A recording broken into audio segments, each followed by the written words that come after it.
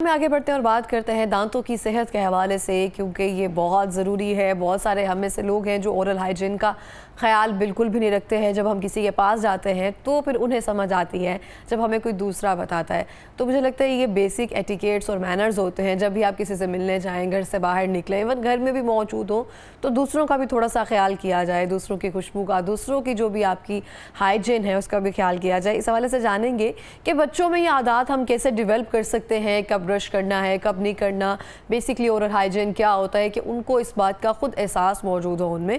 हमें ज्वाइन किया डॉक्टर इमरान ज़िया साहब ने, जो कि डेंटल सर्जन है। अस्सलाम वालेकुम सर, कैसे हैं आप? अल्लाह का शुक्र। बहुत शुक्रिया प्रोग्राम में आने के लिए। सर, मैं आपसे जानना चाहती हूँ कि बच्चों में दांतों के मसाइल की अहम वजूहात क्या हैं और बेसिकली बच्चों में मसाइल ज़्यादातर क्या देखने में आते हैं? कौन से ऐसे पेशेंट्स आते हैं आपके पास?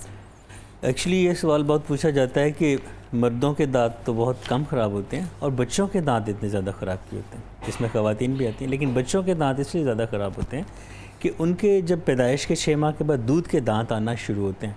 उन दूध के दांतों की जो कॉम्पोजिशन है, जो नेचुरल कॉम्पोजिशन है, वो ज़रा नाजुक होती है, क्योंकि बच्चे इतना बड़ा कुछ खाते तो नहीं है ज़्यादा सख्त, तो उनके दांत भी कुदरत ने नरम पैदा किए हैं। वो चूँकि 6 साल की उम्र में गिरना शुरू हो जाते हैं, तो फिर परमानेंट दांत जो आते हैं वो बड़ों वाले होते हैं, वो मजबूत होते हैं। तो बच्चों में दांतों के ख़राब होने की वजह ज़्यादा ये है।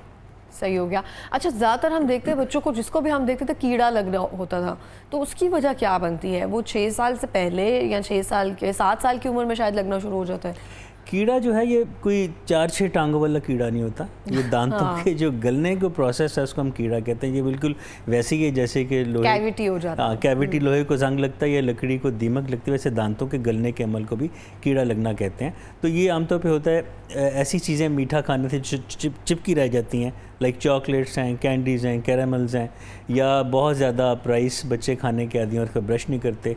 तो राइस में जो कार्बोहाइड्रेट उनका मेन कॉन्स्टिट्यूएंट है, कार्बोहाइड्रेट दांतों का बहुत बड़ा दुश्मन है बड़ों में भी।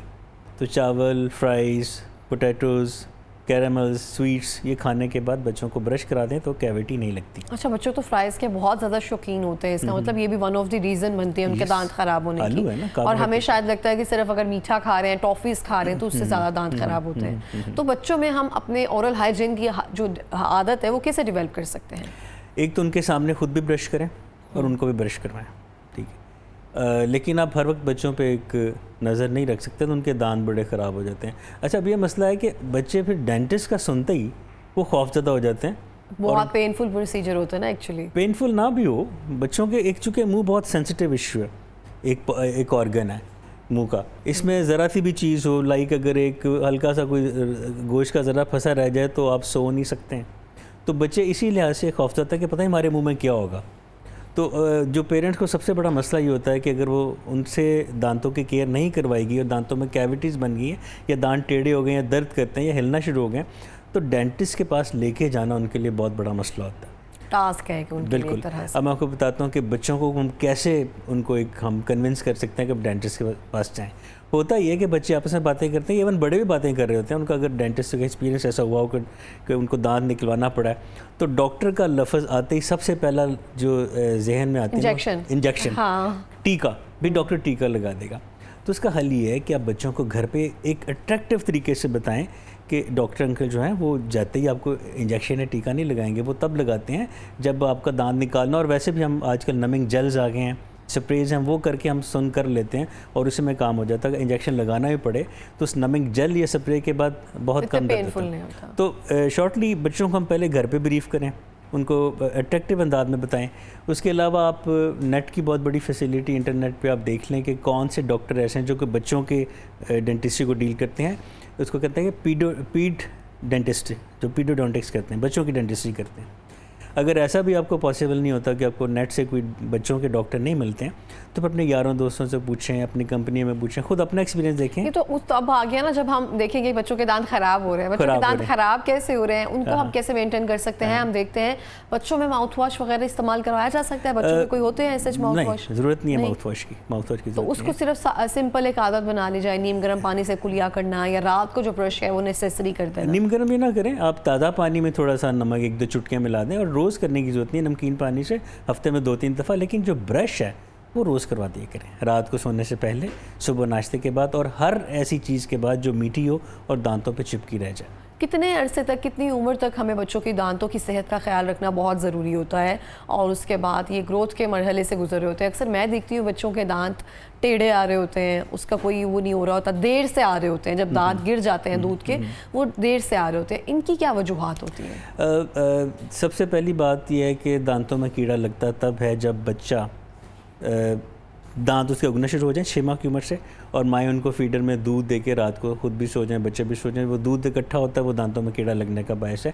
तो इसलिए हम कोशिश करते हैं कि मदर फीड पे रखें बच्चों को। अच्छा, हम सोचते हैं कि अगर लिक्विड है तो उससे क्या ही होगा? नहीं नहीं नहीं, वो जो दूध है उसमें चिकनाई और मीठा है, जब वो रात को मुंह में इकट्ठा रहेगा तो सलाइवा जो हमारा थूक है उसमें मौजूद जो बैड बैक्टीरिया हैं उस दूध के साथ या मीठे के साथ इंटरेक्ट करके दांतों को गलाते हैं। इसी तरह अगर आप जब बच्चा, आपने पूछा किस उम्र से, जब बच्चा दूध के अलावा दस्तरखान पे बैठ के घर वालों के साथ वही चीज़ें खाना शुरू करे जो हम खाते हैं, तो दांतों की सफाई लाजम होगी उसी दिन से। आपने रात को सोने से पहले बच्चों को ब्रश कराना है, खुद भी करना है, ताकि उनको मोटिवेशन मिले, हाँ जी ये खुद भी तो कर रहे हैं, हम भी करते हैं सर। देर से क्यों आना शुरू होते हैं बच्चों के? मेरा एक जानने वाले हैं, उनके दांत बहुत देर से आना शुरू हुए हैं, अभी डेंटिस्ट को उन्होंने दिखाया है, तो उसके बाद कोई मेडिकेशन वगैरह शुरू हुई हैं, तो उसके बाद ज़रा आप प्रोसेस जो है वो थोड़ा सा बढ़ गया है। बिल्कुल, जब दांतों की एक्सरसाइज ही नहीं होगी, बच्चे सख्त चीज़ें खाएंगे नहीं, फल नहीं खाएंगे, उनके जूस पियेंगे, मकई सिट्टा नहीं खाएंगे, कॉर्नफ्लेक्स खा लेंगे, तो जब एक्सरसाइज ही नहीं होगी तो फिर वो कैसे उगेंगे कैसे? मसूड़े जब एक वक्त पे फटते हैं उनमें से दांत निकलना शुरू होते हैं। अब उनके लिए ज़रूरी है कि उनको दबाव दिया जाए, सिट्टा खाया जाए, सब्ज़ सेब खाए जाएं जो थोड़े से हार्ड होते हैं, ठीक है, अमरूद खाए जाएं, ताकि एक मैं मिसाल दे रहा हूँ कि जिससे आपके जबड़े की और सॉफ्ट टिश्यू की एक्सरसाइज हो। जब वही नहीं होगी, लिक्विड पी के आप गुजारा जूस पे लगा देंगे, दूध पे लगाए रखेंगे। मैंने देखा कि 8-8 साल तक बच्चे फीडर पीते हैं, कर रहे होते हैं। ठीक है ना। फीडर तो पहले दिन से नहीं देना चाहिए, कुछ जाके आप 8 साल तक दे रहे हैं। अगर देते भी हैं तो उसको मिनिमाइज़ करें, रात को ना दें, दिन में कुछ शाम को दे दें, बाकी बच्चे को वही दें जो आप खाते हैं। अच्छा, जैसे जो अभी आपने एक्सरसाइजेज बताई हैं कि कच्चे सेब खाना या फिर कॉर्न खाना या फिर चने चबाना, ये सब चीज़ें अगर हेल्दी इंसान एक अडल्ट एज में कर रहा होता है तो भी दांतों की एक्सरसाइज हो रही होती है? एग्जैक्टली, क्योंकि दांतों में जो एक डेवलपमेंटल स्टिमुलस मिलता है, तहरीक मिलती है, वो एक्सरसाइज से मिलती है। ब्लड सप्लाई कंटिन्यू रहती है, आपके जबड़े नहीं थकते, आपके जॉ मसल्स डेवलप रहते हैं। और ये ख़ासतौर पे जो मकई और गन्ना वन्ना जो चीज़ें हैं, ये खाने से दांतों की जो ऑटो क्लेंजिंग होती है, दांतों खुद ब खुद सफाई होती जाती है। और ये तो अब एक मुझे लगता है कि अभी कहा जाता था कि ख़त्म होती जा रही हैं चीज़ें, बहुत कम लोग होते हैं जो गन्ने का इस्तेमाल करते हैं, क्योंकि अब जो दांत हैं वो इतने मजबूत भी नहीं रह गए हैं ऑब्वियसली। बिल्कुल, ऐसे जैसे पिछले मेरे बच्चों ने पूछा कि ये कहीं मुझे किसी पेशेंट ने गंडेरियाँ भेजी, तो ये इनको कैसे खाते हैं? मैंने कहा बेटा इनको चूसते हैं, खाते नहीं हैं, मतलब बच्चों को पता ही नहीं है। देहात में तो बहुत कॉमन है, नहीं शहरों में अब चीज़ें खत्म वो तो यूं करके छील लेते हैं जैसे वो कोई तलवार है, वो आराम से उसको निकाल लेते हैं, और ये प्रैक्टिस है जिसे हम कर सकते हैं। अच्छा, अब हम आते हैं टूथपेस्ट के जानिब ना। हम हर जो भी टूथपेस्ट इस्तेमाल कर रहे होते हैं वो हमारी ग्रोसरी में आ रही होती हैं, उसको ही हम जारी रख रहे होते हैं। कुछ जो नाम होते हैं हमें पुराने टाइम से जो याद हैं वही कर रहे होते हैं। बच्चों और बड़ों के लिए एक ही टूथपेस्ट रखना चाहिए या डिफरेंट करना चाहिए? यहाँ मैं आपको बताऊंगा कि एक डेंटिस्ट आपको सही गाइड कर सकता है कि आपको कौन सी टूथपेस्ट चाहिए। जैसे बहुत सी टूथपेस्ट ऐसे हैं जो कि 12 साल से पहले की एज में इस्तेमाल नहीं करनी चाहिए। ओके। सेंसिटिविटी हो उसके लिए अलग टूथपेस्ट होती है, मसूड़ों से खून आ रहा हो उसकी टूथपेस्ट अलग है, अगर दांतों को आप वाइट करना चाहते हैं उसके लिए अलग है, अगर आपके मतलब रूटीन में रखना चाहते हैं उसके लिए अलग है। अब जो ग्रॉसरी का आपने जिक्र किया उसमें जितनी प्रोडक्ट्स आ रही हैं वो कमर्शियल प्रोडक्ट्स हैं। हो सकता है उसमें कोई ऐसी चीज़ हो जो कि आपके दांतों के लिए अच्छी ना हो। लाइक ब्लीडिंग गम्स के लिए कुछ टूथपेस्ट ऐसे हैं जो कमर्शियल फार्मास्यूटिकल टूथपेस्ट नहीं है, कि उसमें उन्होंने सुनने में आया कि स्टेरॉइड भी डाले हैं और खून रोकने वाले भी कुछ अज्जा डाले हैं। अब उससे क्या होता है कि वक्ती तौर पे दांतों या मसूड़ों को सुन कर लेना और खून ना आने देना ये ख़तरनाक होता है। इसके लिए प्रॉपर एक ट्रीटमेंट होती है, और ट्रीटमेंट चलें बाद की बात है, prevention is better than treatment. परहेज़ इलाज से बेहतर है। तो परहेज़ के लिए बेहतर है कि आप हर 6 माह के बाद या चलें साल में एक दफ़ा डेंटिस्ट के पास जाएं, वो आपको बताएंगे कि आपको इस वक्त किस टूथपेस्ट की ज़रूरत है। टूथपेस्ट हो गया, ब्रश की सिलेक्शन होगी, ब्रश करने का तरीका हो गया, ब्रश करने का वक्त हो गया, कब कब करना है, ये सब चीज़ें हैं। ये दांतों तो की घर में जो रेमेडीज़ वगैरह इस्तेमाल की जाती हैं, अखरोट की छाल से लेकर जो बनाना पील होता है, या जो आपने इवन बताया गन्ने का जो भी होता है, बहुत सारे लोग उस चीज़ को रब कर रहे होते हैं, या फिर सरसों का तेल, नमक, ये जो सारी रेमेडीज़ इस्तेमाल कर रहे होते हैं, इवन हम बच्चों को भी ये चीज़ प्रैक्टिस करवा रहे होते हैं, ये किस हद तक सूदमंद है, किस हद तक नुकसानदेह है? होम रेमेडीज़ में जहाँ तक नमकीन पानी से कुल्लियाँ करना, या हफ्ते में 1-2 बार 3 बार बेकिंग सोडा और पानी को मिला के दांतों को साफ़ करना, ये तो एक समझ में बात आती है, ठीक है। लेकिन वो जो अखरोट की छाल को या बादाम के छिलके को जला के पीस के रगड़ना, वो एक तरह से आप मैकेनिकल फ्रिक्शन दे रहे होते हैं और उसमें और आपकी उंगली से चूँकि वो करना होता है तो एक हीट पैदा होती है। वो जो हीट है वो दांतों की जो पहली हिफाजती तय एनामल को वो घिसा सकती, ख़त्म कर सकती है। अल्टीमेटली दांत भी वीक हुए और सेंसिटिविटी भी होना शुरू होगी। तो होम रेमेडीज़ भी डॉक्टर से पूछ लें कि ये हम अगर हम आपके पास ना आ सकें ये कर लें तो बेहतर हैं। आपका भी यूट्यूब चैनल है, उस पर भी देख सकते हैं आप, जो भी सर बता रहे होते हैं। अच्छा, हम देख रहे होते हैं चारकोल का बहुत ज़्यादा लोगों ने इस्तेमाल करना शुरू कर दिया है कि चारकोल जो है आपकी दांतों को सफ़ेद करने के लिए बहुत बेहतरीन है, मोतियों जैसे सफ़ेद दांत। इसके बारे में बताएं। ये चारकोल बेसिकली वही है जो कोयला और वो उससे से कॉन्सेप्ट लिया गया है। जिससे पहले बर्तन मांझा करते थे। बिल्कुल मांझा करते थे, तो उसमें बर्तन की लेयर भी पहले उतरती है। तो इसमें मैं ये आपको एडवाइस करूँगा कि सिर्फ जो प्रेस्क्राइब्ड चारकोल है आजकल लिक्विड की शक्ल में आ गए हैं जो कि बड़े अच्छे हैं, और उसको हम टूथपेस्ट जो रूटीन की यूज़ कर रहे हैं उसके ऊपर 2-3 ड्रॉप डाल लेते हैं, वो भी हफ्ते में 2 दफ़ा, ज़्यादा बार नहीं वो, और बड़े जेंटल प्रेशर के साथ, बहुत रगड़ के वो जो लोग उपकाइयाँ ले रहे होते हैं वो वाला काम नहीं करना, अपने दांत समझ के आराम आराम से ऊपर नीचे करना, और हफ्ते में 2 दफ़ा लिक्विड चारकोल। इसके अलावा चारकोल की कोई और भी जो किस्म होगी वो दांतों के लिए यकीनन नुकसानदेह होगी। और ये भी जो चारकोल है ये प्रेस्क्राइब्ड होना चाहिए, एक डेंटिस्ट से मंजूर शुदा होना चाहिए, जो डेंटिस्ट आपको बताएं वो भी। और फिर कहूँगा कि हफ्ते में 2 दफ़ा से ज़्यादा नहीं।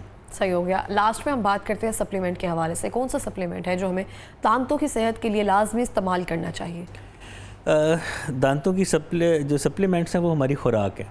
फाइब्रस खुराक खानी चाहिए, ऐसी खुराक जो कि दांतों पे चिपकी न रह जाए। रिफाइंड कार्बोहाइड्रेट्स, डबल रोटी के स्लाइस, शवारमा की ब्रेड, ये जो हैं बर्गर्स हो गए, पिज़्ज़ाज़ हो गए, पास्ता जो कि दांतों पर रह जाता है, या तो इनसे परहेज़ करें।